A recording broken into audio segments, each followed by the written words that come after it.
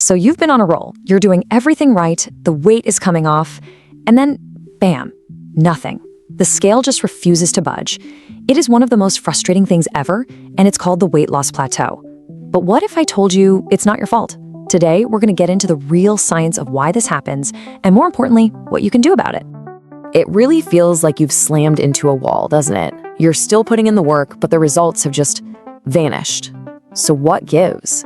Why does something that worked so well suddenly just stop? Is your body secretly working against you? Well, in a way, yeah, it kind of is. But it's not trying to sabotage you. It's actually trying to protect you. Look, you are not imagining things, and you are definitely not alone in this. This plateau is a very real biological response. So let's break it down. We're going to figure out exactly why your body hits the brakes, and then we'll get into the smart strategies to get things moving again. All right, to really get to the bottom of the plateau, we have to start with the engine that powers your entire body, your metabolism. This is where the whole story really begins. Okay, so let's talk about your basal metabolic rate, or BMR. The easiest way to think about it is as your body's idle speed. It's the baseline number of calories you burn just lying on the couch doing absolutely nothing. It's the energy needed to keep your heart beating, your lungs breathing, and your brain running. And believe it or not, this is where most of your daily calories go. So here's the first piece of the puzzle. As you successfully lose weight, you are, quite literally, a smaller person. And a smaller body is like a more fuel-efficient car. It just doesn't need as much energy to run. So your BMR naturally goes down. That makes sense, right? But that's not the whole story. Oh no, there's a plot twist. And this is where things get really fascinating. We need to talk about your body's ancient, hardwired survival programming that's been passed down for thousands of years. This right here is the real culprit. It's called metabolic adaptation. This is an extra dip in your metabolism that goes way beyond what we'd expect just from you being a smaller size. See, your body doesn't know you're dieting for a vacation. It just senses a major drop in energy intake and thinks, uh-oh, famine is here. So it does the smart thing for survival. It flips on low power mode to conserve every calorie it can. And just how big of a deal is this? Well, studies show that your metabolic rate can drop an additional 5 to 10% lower than it should be based on your new weight. This is your body actively fighting back. It's trying to close that gap between the calories you're eating and the calories you're burning, which, you guessed it, makes losing more weight so much harder. So the big question is, if our body is designed to fight back this hard, how on earth do we work with it instead of against it? Well, the science points to a surprisingly clear answer, and it's a lesson we all learned as kids. Slow and steady really does win the race. When you put the two approaches head-to-head, the difference is just crystal clear. A slow, gradual approach to weight loss consistently leads to more actual fat being lost, not just weight. But here's the crucial part. It does a much, much better job of protecting your metabolism from taking that big adaptive nosedive. Now, I know this chart looks a little intense, but stick with me, because the story it tells is super simple. This is from a meta-analysis, which is basically a study of studies. Scientists pooled the data from a bunch of different experiments to get one powerful answer. And almost every single study represented by those lines points in the same direction. Gradual loss is better for losing fat. Let's put some real numbers on this.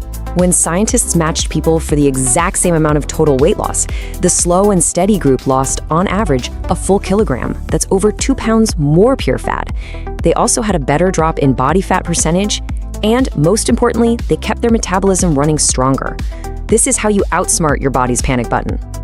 Okay, so we know a slower pace is the foundation, but what else can we build on top of that?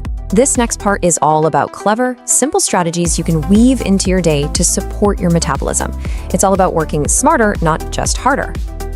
I absolutely love this concept. Forget the idea that you need to spend an hour in the gym every day. Instead, think about exercise snacks.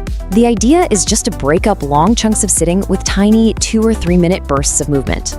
Do a set of squats at your desk, a few jumping jacks while waiting for your coffee. It sounds small, but trust me, these little snacks add up to a big benefit over time. And as sports medicine expert Kathy Speed explains here, you don't have to go all out. The key is variety. Simply waking up different muscles, even with light movements, sends all these positive metabolic signals throughout your body. It's not always about intensity. Sometimes it's just about moving, period. To really build a robust, resilient metabolism, you want a 1-2 punch. Cardio is great for your heart, But strength training is, and I mean this, non-negotiable. Why? Because muscle is metabolically active tissue. It burns calories just by existing. So protecting the muscle you have, or building more, is your #1 defense against metabolic slowdown. And of course, always listen to your body. Some days are for pushing, and some are for resting. Both are productive. All right, last section. Let's quickly cover a few simple but incredibly powerful habits that support everything else we've talked about. This is about creating a lifestyle where your metabolism isn't just surviving, it's thriving. Let's focus on 3 game changers. #1, sleep. It is absolutely critical. Not getting enough sleep completely messes with hormones that control your appetite and your metabolism. #2, if you can, try to exercise a bit earlier in the day. For some people, intense late-night workouts can mess with that precious sleep.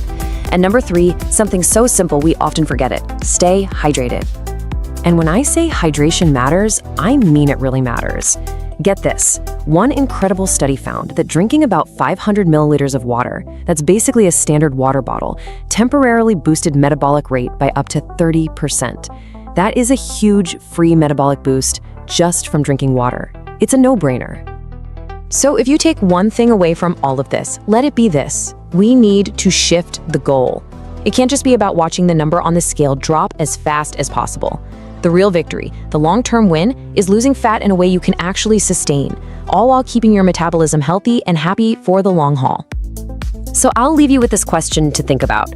What if, instead of constantly fighting our bodies with crash diets and brutal workouts, we decided to partner with them?